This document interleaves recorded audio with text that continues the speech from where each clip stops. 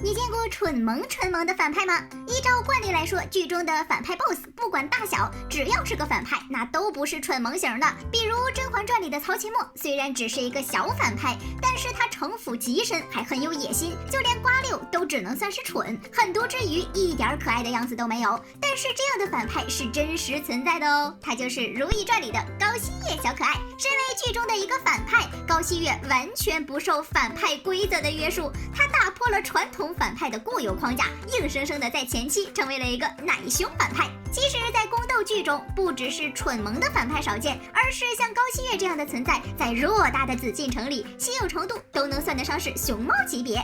那么前期的高希月到底是哪儿不太聪明呢？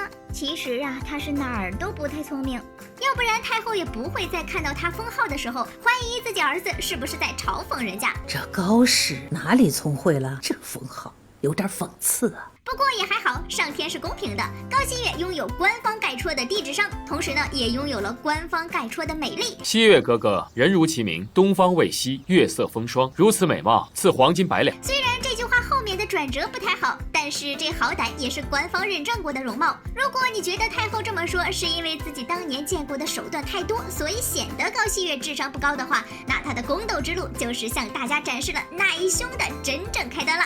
在大琵琶精和小琵琶精争宠的时候，高希月就充分的向大家展示了她的不聪明。首先就是弘历撩妹的时候，那会儿高希月也在场，但是小琵琶精和弘历眉来眼去，暗送秋波，她愣是没看出来。尽管她专注于弹琵琶是对的，可也不能连这个都看不出来呀。等到第二天，大家都满脸问号，不知道凤鸾传车到底接了谁的时候，奸情目击人高希月竟然也是满脑子的问号。当兰华说是小琵琶精事情的时候，他还满脸惊讶地问是不是真的。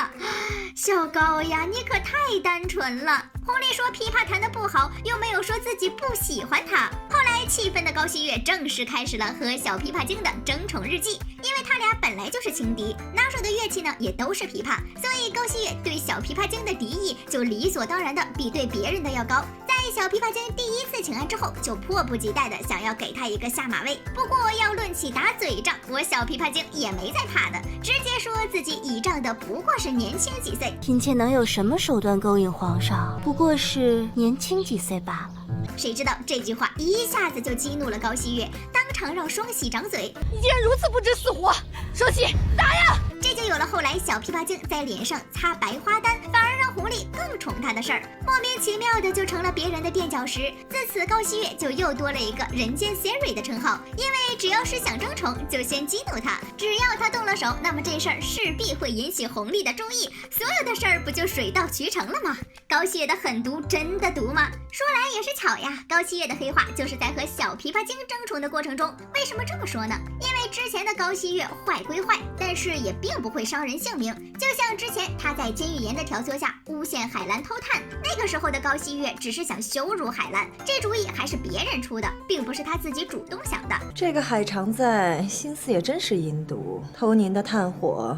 而且高希月受到挑拨，一直误以为海兰在外面说他的坏话。海常在，我也劝你一句，少在外面吃里扒外的胡说八道。所以这才有了后面他一直针对海兰羞辱海兰的画面。所以从根本上来讲，那个时候的高希月只是别人手里的刀，别人指谁他就砍谁，并没有自己的主动意识。但这次不一样了，这次是高希月自己主动出手的。那时白蕊姬领先众人一步，怀上了弘历登基后的第1胎，而小琵琶精仗着有宠爱又有孩子，直接飘上了紫禁城的天空。从此之后，他看见高希月也不行礼，这从嘴里说出来的话呢，就更带刺了。若是腹中空空，自然是半点希望也无啊。这个时候，高希月开启了自己的大招诅咒，一脸凶狠的诅咒小琵琶精求子偏生女。和靖公主正缺一位姐妹作伴呢。回宫后玩起了 cosplay， 把枕头塞进肚子里装怀孕，还一脸高兴的和莫欣说话。不过这也是他最后一次如此单纯了，因为后来莫欣的一句话，他也参与了害玫瑰人孩子的事情。御膳房喂鱼的小路子悄悄来找过奴婢献了一计。后来宜贵人的胎也是用一样的方法下诛杀，甚至还把这事儿栽赃给如意，让他被关进了冷宫。甚至如意进了冷宫之后，他也参与了多次加害行动。这个时候，就连高希月自己都觉得自己变了，彻底变成了一个可怕的人。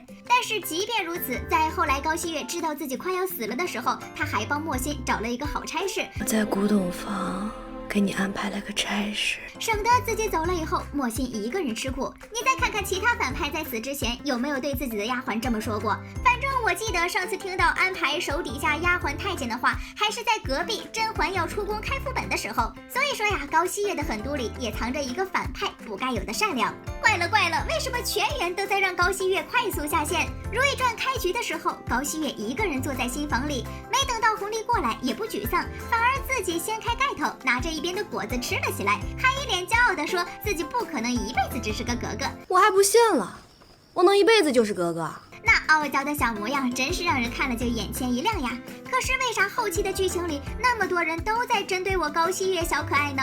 前期的高希月跟后期的比起来，差的可真不是一点半点呀。前期她的人设是娇憨可爱、会撒娇的迷人贵妃，只要她一撒娇，弘历都对她没有一点办法，好不好？可是后期呢？谁能告诉我为什么这么多人都想让我的小可爱死？